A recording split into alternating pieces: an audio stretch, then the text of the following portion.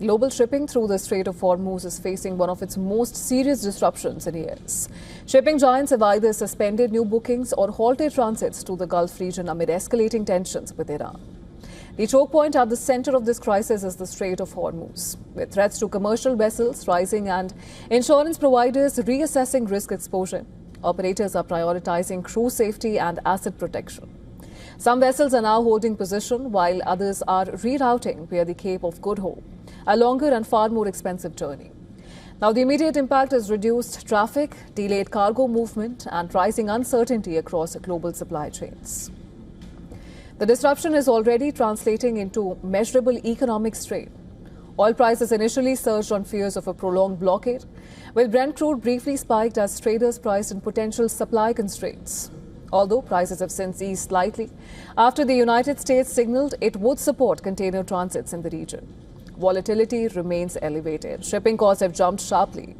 Now, tankers' day rates in the Gulf region have multiplied in recent days, and war risk insurance premiums have reportedly surged as much as 10 to 12 times their normal level.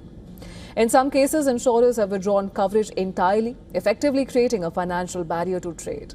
For import-dependent economies, and particularly in Asia, the stakes are pretty high. Higher freight and insurance costs eventually translate into increased fuel prices, costlier consumer goods, and renewed inflationary pressure. Even without a formal closure of the strait, the economic consequences are already unfolding. The key question now is whether normal shipping operations can resume and how quickly. The United States has indicated that it may back container traffic moving through the region, a move that temporarily calmed oil markets. But market participation remains cautious. Security guarantees on paper do not automatically restore insurer confidence.